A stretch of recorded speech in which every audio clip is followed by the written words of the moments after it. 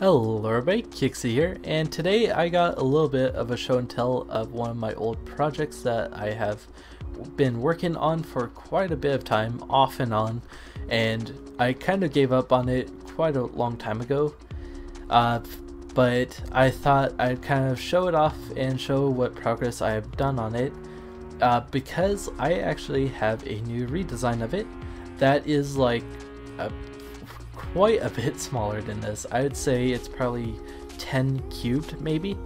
I haven't actually built it, but I have the concept in my head and I am pretty sure that it worked much better. So what this is it is basically a vanilla Minecraft version of the ME system in FTV, or from the mod Applied Energistics. And what the ME system is it basically creates a way for infinite storage. As long as you have enough hard drives, or like hard drives can basically take the place of crazy huge chests. As long as you could put as much hard drives as you want into the system, it could store as much as you want. And so this kind of does the same thing. You could put as much chests as you want, and it will make sure that fits them all in. So the original design was actually made by Cilantro Gamer from Hermitcraft, and also he streams and all that. I'll link him down in the description. And so yeah, his original design he actually built on a vanilla server, the Hermitcraft server, and it was a crazy invention that just I couldn't believe. Like, some of the stuff that I did with it was really awesome. And so these are kind of my revisions of it. I took his concept and then tried to make a more compact version.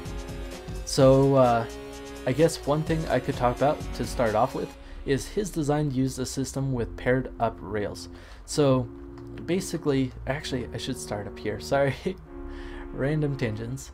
So what this does is in the ME system in modded Minecraft, you have hard drives, and the hard drives get put in servers in a specific order, and then when you put items into the ME system, it will try to fill up the first hard drive that it can.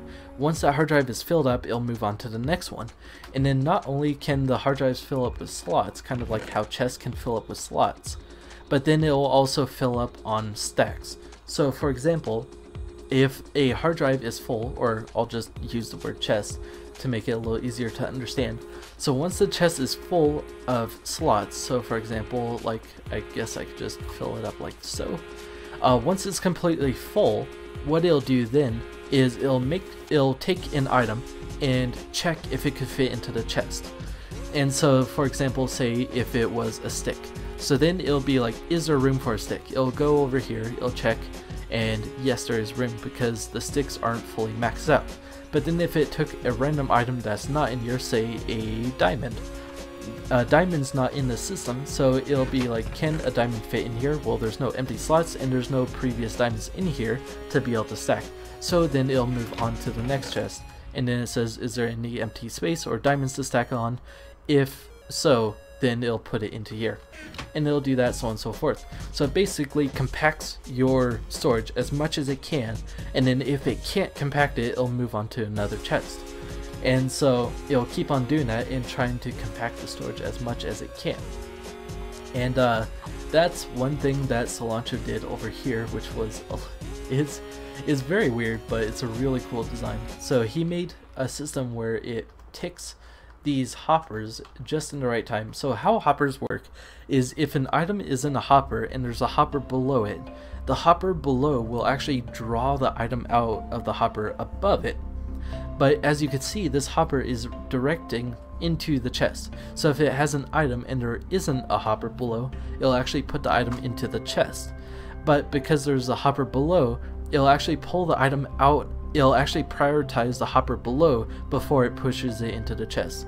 So the way Cilantro designed this is he basically is pulsing the hopper below, so it basically makes it where it can't pull items while an item is in this hopper, and so it gives it just enough time to make sure that it could put the item into the chest. But then if it can't go into the chest, then the hopper below will get unpowered and it'll pull the item out and it'll move on to the next row. And so that's what all these pulsing torches and all these pulsing rows of redstone do. It's a very odd system, and I actually don't fully understand how it works, but it does work. That's all I know. And it's really cool. And that's one of the things that my redesign kind of just completely gets rid of the timing issue, because it uses a much better way to store items. But yeah, so that's how the storage works on my system and Cilantro's, because I didn't even figure out how this fully works, so I didn't want to try and redesign my own. And then how his minecart delivery system works. So what he does is he fills the minecart slots up with items that cannot stack, and then the last item is one item that you want a full stack of. So if you put like one piece of dirt, when it goes through the system, it'll pull as much dirt as it can and stack it onto that item. And so you'll send a cart with 4 of non-stackable items. I use water bottles, and then 1 piece of dirt, and then it comes back with 64 pieces of dirt instead of 1. And so it'll basically draw out of those chests as much of that item as it can. And so basically he designed a way to push it under the chest one by one, and so it'll check the first chest, is like, is there any items that I could draw from this? No. Or yes, it'll draw, and then it'll move on to the next chest and it'll say, are there any items I could draw from this? And it'll keep on doing that down the row. And so you could kind of see, if I put chests here, say for example this was the top chest that we had up there, it'll draw from that, and then it'll get powered, it'll move to this one, and then that one will draw to it, or from it. So the way he did this is he used a system of paired rails that would kind of switch every time he pulsed it.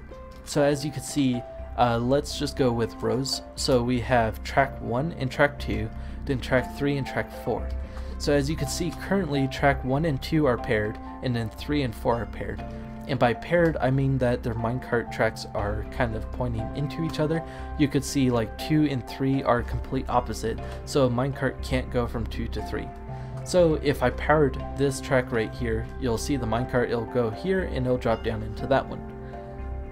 So the way that his design worked is he actually made it where he would pulse the minecarts. So this minecart would go from track 1 to track 2, then this one would go from track 2 to track 3, and then just for the sake of explanation, I'll add another track like so. So that's track 5. Then what he'd do is he'd retract the tracks and then push them back in a very specific order, so it'd repair them up with their opposites.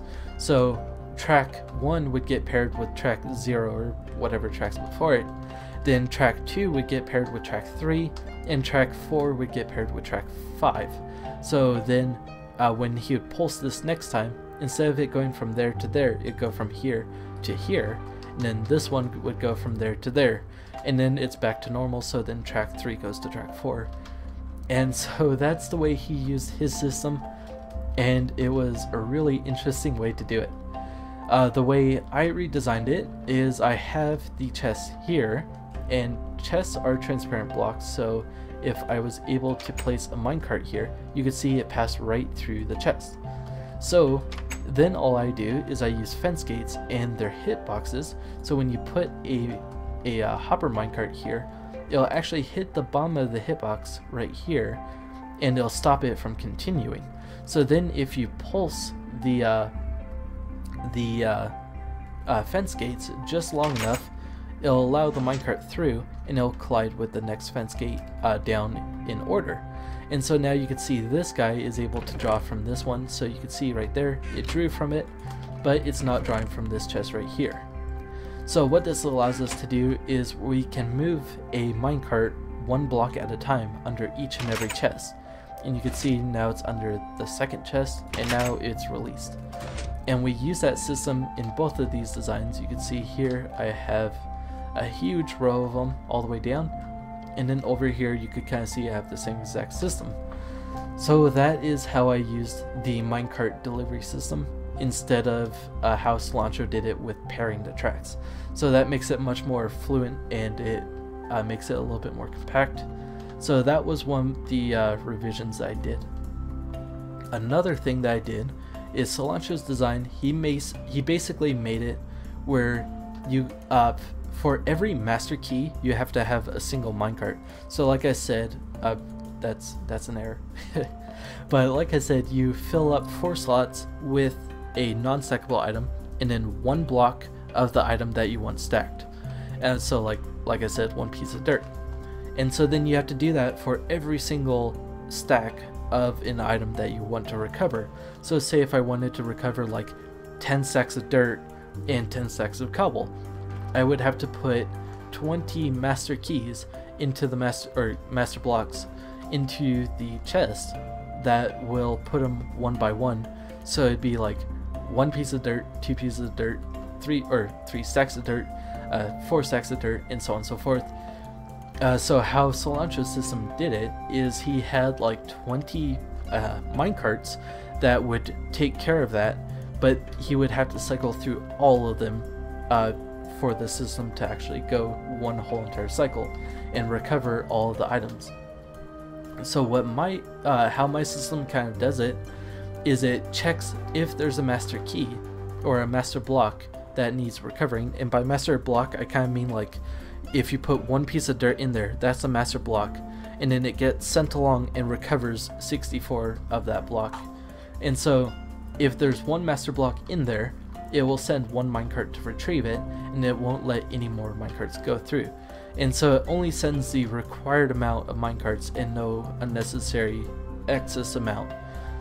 So you can kind of see if I go into here and I put, I'll do 2 pieces of dirt, and then let me grab 1 thing of gravel. So what this will do is it'll grab 2 stacks of dirt and 1 stack of gravel. And now I could initiate the system, and you can see it'll send 1 minecart out. It'll fill it with 1 water bottle in each slot, and you can see I have 4 slots of water bottles, and then it grabbed 1 piece of dirt. Now that 1 piece of dirt, if we go all the way up here, you could see I have 1 piece of dirt and all that.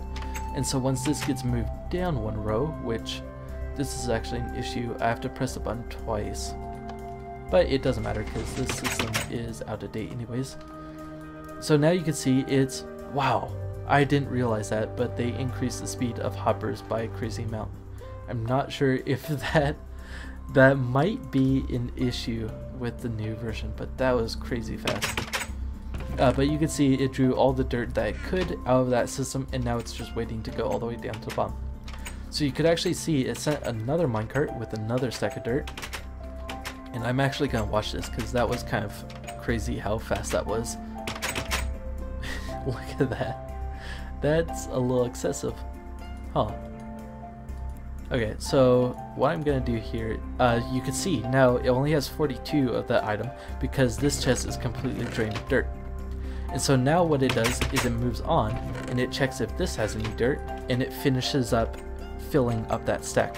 And so that's how you could kind of tell, like, you could kind of see how it works, how it will keep on pulling until it's fully finished. And so now what this system does is it just keeps on pushing these down to make sure that it fills up all the way, and then it'll drop off the contents into this chest here, and then it will drive the carts back up here and store them into their areas to store. And then once the very last minecart is stored into the last slot, it'll send a pulse here and it'll shut off the timer, and so it'll stop the process. I actually have quite a bit of fail safes. Like I said, if there's no more master keys, which master keys basically turn this comparator on, if there's no more of those, you could see it sends a redstone pulse here, which shuts off letting minecarts out, and the minecarts get pushed out by the timer, and the timer also activates the pulsing of that. And then the other failsafe was this one, so once all the minecarts are finished with all their cycles, it will shut off the timer. I think I have a few other failsafes, but basically it has a few ways to make sure that it shuts itself off. And let's see, what else is there to talk about? This is a little timer that I believe Cilantro Gamer made. It's sort of a pulse lengthener, which I made a little bit more of a compact version. This was his original design, and this was my redesign. You could cut off these blocks there, and there you go, more compact. So what this does is when you press the button, you can see this redstone gets stuck on, and it stays on until all the items are out of this hopper, and then you can see it shuts off, and then it refills the hopper. And so that's kind of the timer system that I'm using currently in the system up there. And so it's just kind of a pulse lengthener. There's actually another pulse lengthener that I used up there in the deluxe boat elevator, which is, I believe, more compact, not sure, but I'll probably be using that in my new redesign. So that is how the timer here works, and then I basically have it where as soon as it loses power, it will send another pulse to the system, so it keeps itself like constantly running, and that's how that works. Then that's where the failsafe comes in. It'll power the block, so then that way it shuts off the timer instead of letting it continuously run. It's actually nearing the end here. We have one more pulse. Now currently there's a bug, so the minecart should stop here until it drains, and then every other pulse it'll send it along up there. But currently it's broken, so either the minecart's gonna stay or it's just gonna fly away like that. Yeah. So basically what happens is the minecarts come over here, and it drives just fast enough to be able to drop one block each. And so it drops one water bottle in there, one water bottle in there, so on and so forth until the end.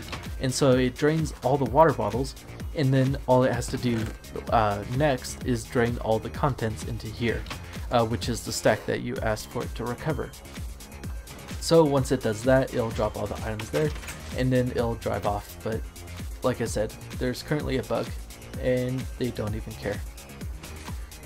If you're wondering why in this system the minecarts were spaced out by one block, hopper minecarts can actually pass blocks diagonally because they kind of detect that they're crossing two blocks. So this hopper is technically above this one. So as you saw, those passed. Oh, I'm actually gonna get hit by a minecart here. You can see those actually carried the items up there, but as you can see in this one, we have all the items. And that is because, like I said, they passed the items down in a chain. And you could kind of see that guy just went up there, and here is the gravel. And so that's why I put a one block gap between all of them, so they don't unaccidentally pass items through each other. And by the time they reach the system, they shouldn't even be carrying blocks, but again, it's broken. So you can see here, once it finishes, it sends a pulse to here, and if the pulse is long enough to hold a signal, it will actually continue on, and it'll send the pulse all the way down here, and it shuts off the timer. So that is the end of it, and now you can see I could keep on pressing and it's not going to do anything because this failsafe is in place and it won't pass any more minecarts. Now I could probably go into more detail about the timer and all the monostable circuit T flip-flop things, but I don't really see the point because, like I said, this system is going to be thrown away after this video. Yeah, it was a really fun design, really fun to work with, but the new design should hopefully compact this down by a lot, and so it should take the place. I think that was about it. Man, that was a lot to process and talk about. So the redesign should be coming in about a week. I would probably give myself I only have the idea in my head. I haven't actually built it at all. I kind of built a prototype, but it was all manual, like I'd have to push everything by hand, and so I don't actually know if my redesign's gonna work, but hopefully it does, and hopefully I'm not saying I'm throwing this away without actually having a new design, but it should in theory work. And like I said, it's much more compact. I'm estimating about 10 cubed, but it'll probably be either smaller or bigger, I don't know. But much more compact compared to this. 10 cubed in this design is like from there to like, I'd say there.